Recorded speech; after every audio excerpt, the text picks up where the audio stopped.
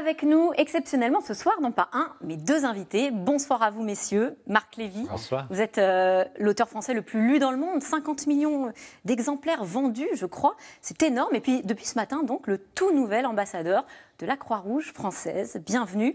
Philippe Dacosta, vous êtes tout nouveau aussi, puisque vous êtes le nouveau président de la Croix-Rouge, élu il y a 2 semaines à peine. Absolument. Voilà. Alors, toutes mes félicitations. Bienvenue à tous les deux. Marc Lévy, on vous connaissait architecte, écrivain, et maintenant dans l'humanitaire.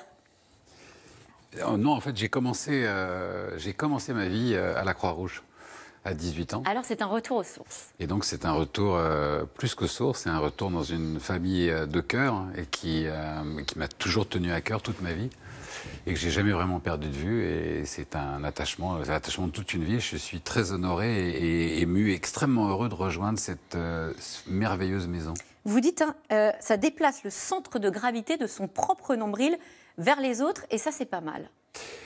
Oui, enfin, c'est la chance que j'ai eue en entrant à la Croix-Rouge à 18 ans.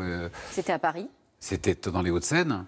Et il est vrai qu'au sorti de l'adolescence et quand on entre dans l'âge adulte, on a beaucoup de questions, on se pose beaucoup de questions en tant que jeune sur sa place dans la société, à quoi on sert, ce qu'on va faire. Et moi, j'ai pas fait grand-chose à la Croix-Rouge, mais ce que la Croix-Rouge a fait pour moi aura duré toute ma vie. Et notamment, quand, grâce à la Croix-Rouge, en 1 minute, vous passez du statut d'adolescent au statut de... On vous donne une responsabilité. Et cette responsabilité, c'est d'aider les autres, que ce soit pour porter une couverture, aider quelqu'un à traverser la rue ou apporter de la nourriture à quelqu'un qui en a besoin, eh bien immédiatement vous trouvez votre place dans la société et donc ça déplace votre centre de gravité de votre nombril vers les autres. Et j'ai toujours cru toute ma vie, grâce à la Croix-Rouge, j'ai appris que le bonheur, c'était les autres. Oui, vous dites d'ailleurs que vous n'avez pas fait grand-chose, vous êtes quand même resté 6 ans bénévole à la Croix-Rouge, donc tout jeune, à 18 ans, et que ça a finalement changé votre vie. Oui, ça a influé sur tout le cours de ma vie, mais d'abord, dès que vous êtes au contact de la douleur des autres, de la souffrance des autres, de la précarité, du besoin, ça relativise énormément vos propres problèmes. Mais surtout, quand je dis que j'ai pas fait grand-chose par rapport à ce que la Croix-Rouge a fait pour moi, je dis ça pas pour parler de moi, mais pour parler aux jeunes qui se cherchent. Et de leur dire, mais il y a un accélérateur de particules formidable pour se trouver, pour aller de l'avant, pour aller dans la vie, pour comprendre à quoi on sert dans cette vie. Ben, c'est par exemple de rejoindre la Croix-Rouge. Pourquoi ? C'est pas du tout un message d'engagement volontaire. Enfin, engagez-vous. C'est pas, voilà, ça n'est pas engagez-vous.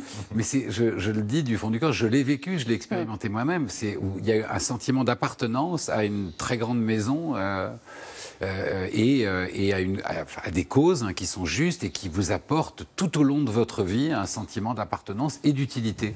Justement, vous aussi, Philippe Dacosta, vous étiez très jeune, autour de 17 ans, engagé auprès de la Croix-Rouge. Et c'est intéressant ce que dit Marc Lévy, c'est-à-dire comment est-ce qu'on convainc aujourd'hui ces jeunes que vous étiez vous-même? Est-ce qu'on les convainc de la même manière qu'à l'époque? Est-ce que c'est facile de dire à un jeune qu'on peut s'engager gratuitement, s'impliquer? On imagine que ce n'est pas forcément évident. Non, je pense qu'il y a dans la jeunesse une volonté d'être utile, de servir, d'embrasser des causes qui les dépassent. Et je dirais que l'actualité récente a démontré la capacité des jeunes à rejoindre la Croix-Rouge et à embrasser les causes qui sont les nôtres, autour de la vaccination, autour de Croix-Rouge chez vous, autour de la capacité à aller à la rencontre des populations. Et la Croix-Rouge a cela de particulier, c'est qu'elle a une présence sur l'ensemble du territoire, du très rural au très urbain. Et donc ça donne des initiatives qui vont des maraudes en passant par le secours à la personne, en passant par nos établissements. Donc c'est un espace d'engagement et de découverte de ces talents et du sens des autres. Justement, vous parlez de tous ces bénévoles, on va regarder ce chiffre, 66 000 bénévoles sur le terrain. Alors vous êtes sur les terrains de guerre, mais pas seulement, vous l'avez rappelé. On entend beaucoup dire aujourd'hui que l'économie repart, qu'on sort doucement d'une crise sanitaire qui a été extrêmement violente pour... entre autres les citoyens. Ce que vous dites, vous, c'est que c'est loin d'être fini et que sur le terrain, on a tiré la corde, mais que finalement, aujourd'hui, beaucoup viennent vous voir. Oui, parce que beaucoup de situations ont été brisées, des ruptures se sont créées et on sort de on est dans cette crise avec beaucoup de vulnérabilités qui sont aussi partagées, c'est-à-dire des hommes et des femmes qui se sentaient solides découvrent des formes de vulnérabilité en eux. Et je pense qu'il y a une solitude aussi et il faut retisser du lien et réaccompagner, je dirais, des jeunes, des adultes. D'abord par une présence. La force de la Croix-Rouge, c'est la proximité.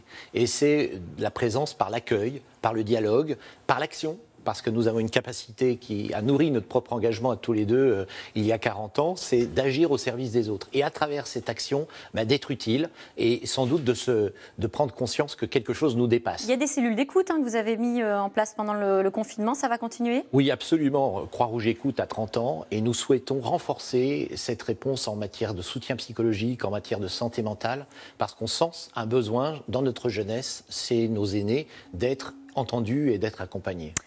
Marc Lévy, la Croix-Rouge, c'est aussi apprendre les premiers gestes de secours.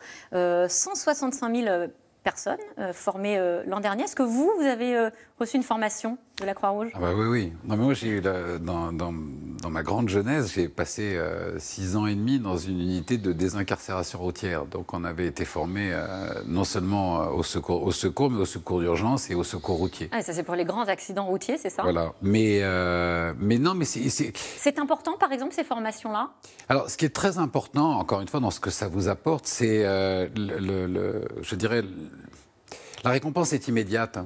C'est-à-dire qu'on peut sauver des vies. Parce que le jour où vous entrez, je vais prendre un exemple très simple, le jour où vous suivez un cours de formation au secours de première urgence, aux gestes qui sauvent, et que vous apprenez par exemple la fameuse méthode de Heimlich, qui est une méthode finalement assez simple, mais assez simple quand on l'apprend et quand on l'apprend bien. Pour redonner de l'oxygène quand on s'étouffe ? Non, pour extraire des voies aériennes un objet... qui étoufferait qui étouffe quelqu'un. Je veux dire, à la seconde où vous avez appris cela, vous avez le pouvoir, confronté à une situation pareille, de sauver une vie. Ça vous a déjà servi ? Oui, ça m'est arrivé plusieurs fois dans ma vie. Et ça n'a rien d'un geste héroïque, vous voyez, c'est-à-dire que vous savez juste, si vous apprenez à faire un massage cardiaque et que vous savez faire un massage cardiaque et qu'un de vos proches, un membre de votre famille, un ami fait un malaise cardiaque, vous n'allez pas nécessairement lui sauver la vie, mais vous avez de grandes chances, s'il peut s'en sortir, d'être le petit maillon d'une chaîne qui va lui sauver la vie. Qu'est-ce que vous pouvez faire de mieux dans votre vie ? Est-ce qu'il faut rendre ce pouvoir obligatoire, par exemple à l'école, des formations comme le brevet de sécurité routière ? Beaucoup d'efforts sont faits sur le sujet, mais sachez que nous avons fixé comme axe d'orientation les enjeux d'éducation et de prévention.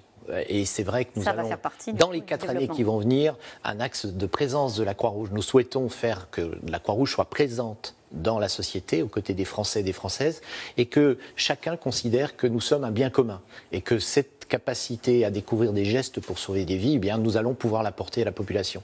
Et puis, il y a aussi la façon dont nous allons accompagner les populations pour être en protection et anticiper sur des crises environnementales ou autres qui sont devant nous.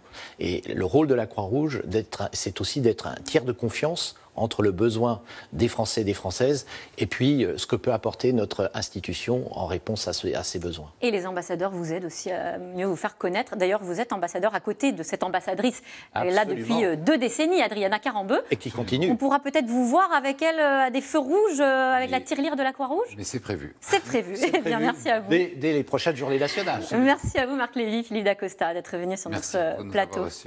Tout de suite, c'est dans l'air avec Caroline Roux. Bonne émission à vous. Et puis moi, je vous dis à demain.